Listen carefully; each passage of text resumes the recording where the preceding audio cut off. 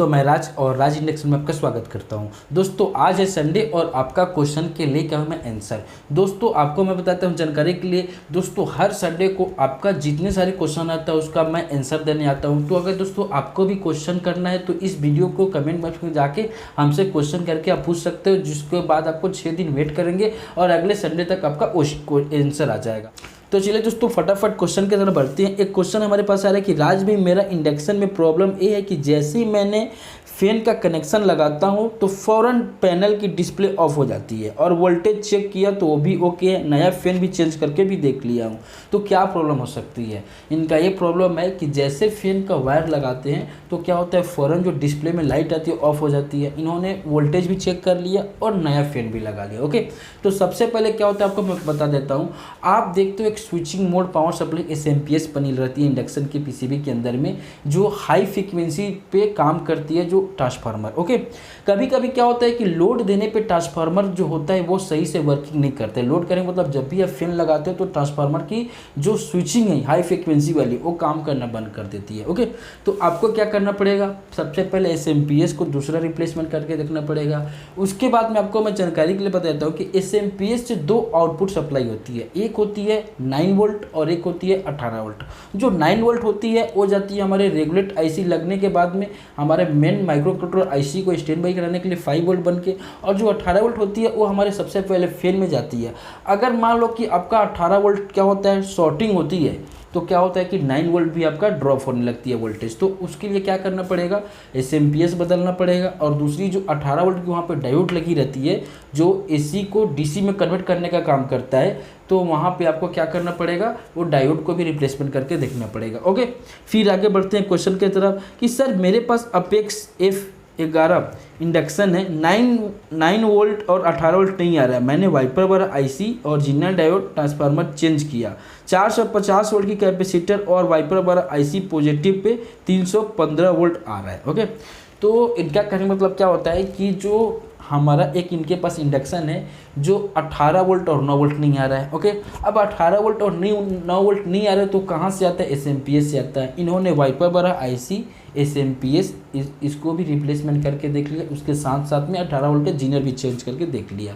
तो क्या होता है कभी कभी जो आपको मैं बताया हूँ इसके पहले वाले कमेंट बॉक्स में कि 9 वोल्ट और 18 वोल्ट जो आउटपुट होता है, अगर मान लो कि 18 वोल्ट आपका शॉर्टिंग हो जाए आगे में तो आपका सप्लाई ड्रॉप करेगा।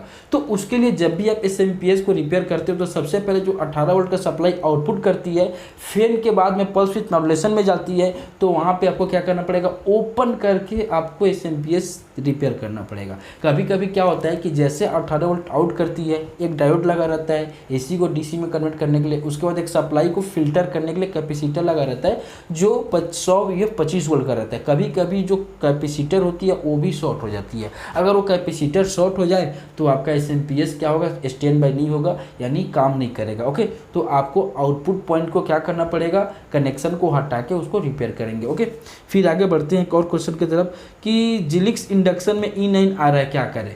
तो आईजीबीटी सेक्शन की प्रॉब्लम है, दोनों कैपेसिटर को चेंज करो और कॉइल की जो इनपुट और आउटपुट पॉइंट होती है, एक ड्राइव सप्लाई के लिए रेजिस्टेंस लगी रहती है और रेजिस्टेंस को आपको चेक करना पड़ेगा। ओके, फिर क्वेश्चन आगे तरफ बढ़ते हैं कि एक और क्वेश्चन है कि सर मेरे पास एक फिलिप्स का इंडक्शन है जिसका मॉडल नंबर क्या है 4928 मॉडल। उसमें प्रॉब्लम ये है कि 5 मिनट चलने के बाद E1 का एरर आ रहा है, सेंसर भी चेंज करके देख लिया। ठीक है, तो बहुत कोई मैकेनिक और टेक्नीशियन को पता नहीं रहता है कि आपके इंडक्शन के अंदर में 2 सेंसर यूज होती है, किसी किसी में 3 सेंसर भी यूज होती है। तो क्या होता है कभी कभी बहुत कोई क्या करता है, कॉइल जो होती है, कॉइल पे जो सेंसर लगी रहती है, जो थर्मिस्टर लगी रहती है, उसको तो चेक कर लेते हो, लेकिन आईजीबीटी के पास में भी एक सेंसर लगी रहती है, टेम्परेचर सेंसर लगी रहती है, थर्मिस्टर लगी रहती है, उसको आप चेंज नहीं करके देखते हो, उसको चेक नहीं करते हो। कॉइल वाली जो सेंसर लगी रहती है वो कॉइल प्रोटेक्शन के लिए नहीं, इंडक्शन के प्रोटेक्शन के लिए लगाई रहती है, पूरी इंडक्शन के प्रोटेक्शन के लिए। और जो आईजीबीटी के पास में थर्मिस्टर यानी सेंसर लगी रहती है वो हमारे आईजीबीटी के प्रोटेक्शन के लिए लगाई रहती है। अगर मान लो कि आपका आईजीबीटी कंटिन्यू गर्म हो रहा है, अधिकतम गर्म हो जाएगा, तो क्या होगा, वहाँ पे जो थर्मिस्टर लगा रहता है वो भी आपका ओवरहीट होकर एक एरर शो कर देगा। तो वहाँ पे आपको चेक करना पड़ेगा। ओके, फिर एक क्वेश्चन हमारे पास आ रहा है कि सबसे पहले क्वेश्चन आ रहा है कि सर पावर मॉड्यूल पर लेना है, कैसे मिलेगा। तो आपको मैं जानकारी देता हूँ, जो इंडक्शन का मॉड्यूल हमने बेचते थे या हमने उसको मंगा के आपको अवेलेबल कराया था, अब क्या हो रहा है, जो मॉड्यूल आती थी प्रॉपर चाइना से आती थी, मेड इन चाइना था वो, अब चाइना से मॉड्यूल नहीं आ पा रही है और बहुत जगह स्टॉक में है तो लोग लेके यूज कर सकते हो, बहुत जगह मॉड्यूल अवेलेबल नहीं हो पा रही है।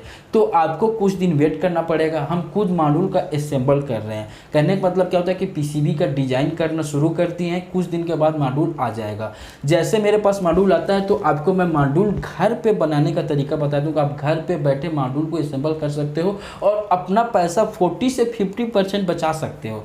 कम का एकदम कम कीमत में मॉड्यूल तैयार हो जाएगा। बस थोड़ा सा इंतजार किए रहो, मात्र 1 हफ्ता और लगेगा। बाकी मेरा काम उस पर 50% से ज़्यादा मॉड्यूल बनाने का काम शुरू हो गया है। ओके, तो दोस्तों फिर आगे बढ़ते हैं क्वेश्चन की तरफ कि सर महाराजा व्हाइट लाइन का इंडक्शन है जिसमें 470 के का रजिस्टेंस कुछ दिन चलने के बाद ओपन हो जा रहा है। ठीक है, इनका क्वेश्चन है कि जो महाराजा व्हाइट लाइन का इंडक्शन है 470 के का जो रेजिस्टेंस लगा कुछ दिन चलने के बाद ओपन हो रहा है। तो यहाँ पे ध्यान देंगे, सबसे पहले अगर आप वहाँ पे मार्केट से रेजिस्टेंस लेते हो तो हो सकता है कभी कभी जो मार्केट वाला रेजिस्टेंस मिलता है उतनी अच्छी क्वालिटी की नहीं मिलती है, तो वहाँ पे आप कार्बन रेजिस्टेंस यूज किए करो या किसी पीसीबी से निकाल के वहाँ पे रेजिस्टेंस डालो।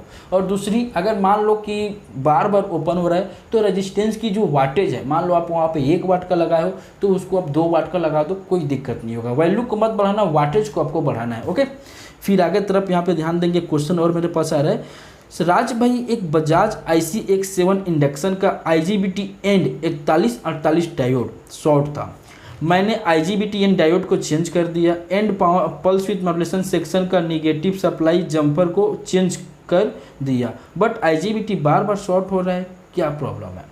यहाँ पे थोड़ा ध्यान देंगे। हो सकता है नए मैकेनिक को इनको पता होना चाहिए कि जो IGBT लगती है IC17 मॉडल में, वहाँ पे IGBT के पास में एक जीनर डायोड लगा रहता है जो 18 वोल्ट का होता है, वहाँ 4148 का नहीं रहता है। तो आप क्या कर रहे हो, वहाँ पे 4148 का डायोड लगा रहे हो, तो इसके नाम से आपका IGBT शॉर्ट हो जा रही है। आपको वहाँ पे क्या करना पड़ेगा, 4148 का नहीं लगेगा, वहाँ पे 18 वोल्ट का लगेगा। जब भी आप डायोड को निकालते हो तो डायोड का सिंबल में आप ध्यान से देख सकते हो कि 18 वोल्ट के जो डायोड लगी रहती है जो उसका सिंबल अलग रहता है, और जो 4148 का वहाँ पे डायोड लगता है उसका सिंबल अलग रहता है। ओके, तो वहाँ पे आप 18 वोल्ट का डायोड लगाओ, आपका इंडक्शन सही काम करेगा। ओके, फिर एक क्वेश्चन की तरफ बढ़ते हैं। सर, एक फिलिप्स का इंडक्शन है जो 1400 या 1600 वाट पे चलने के बाद कुछ टाइम बाद अपने आप 400 वाट पे आके रुक जाता है, उसके बाद क्या लिखे हैं खुद समझ में नहीं आ रहा। इंडिकेट और बजर, जो इंडिकेटर होती है और बजर होती है वो साउंड देता है, पर वे वहाँ पे बर्तन है ना हीटिंग हो पाती है और नहीं चलता है, क्या प्रॉब्लम हो सकती है? ओके, तो जो आपका इंडक्शन है वो आपका जो समझ लो 400 वाट पे जो रुक रही है वो ओवर हीट होकर रुक रही है। ये मत समझो कि ऑटोमेटिक 400 वाट पे आती है। वो एक क्या होता है कि जब भी आपका इंडक्शन थोड़ा देर चलता है, मान लो 1400 वाट पे और 1600 वाट पे चल रहे हैं, 400 वाट पे आने के बाद एक बजर का आवाज़ आने लगता है बीप बीप बीप बीप करके, तो ओवर हीट हो रहा है। आपको कॉइल सेंसर या IGBT का सेंसर की प्रॉब्लम हो सकती है, क्योंकि उसमें डिस्प्ले नहीं दिखाती है, ओनली फॉर LED बल्ब लगी रहती है, जो फिलिप्स का मॉडल आप बता रहे हो उसके हिसाब से। ओके, फिर आगे तरफ एक बढ़ते हैं कि एक और क्वेश्चन है कि सर भाई मेरे एक बजाज IC17 है, आप जैसे बोलते हैं कि 9 वोल्ट बैटरी से चेक किया हूँ लेकिन 5 वोल्ट जहाँ पे आना चाहिए वहाँ पे 3 वोल्ट आ रहा है। 7805 IC डायोड ठीक है, और क्या प्रॉब्लम हो सकती है? तो चलिए दोस्तों, इनका मैं क्वेश्चन का आंसर बहुत अच्छे से समझा रहा हूँ, जो कि हमारे पास बहुत सारे कंप्लेन आते रहते हैं। सबसे पहले इन्होंने क्या किया, ये मान लीजिए ये 9 वोल्ट हो गया हमारा बैटरी का। ओके, ये हमारा हो गया पॉजिटिव, ये हमारा हो गया निगेटिव, ये हमारा पॉजिटिव हो गया।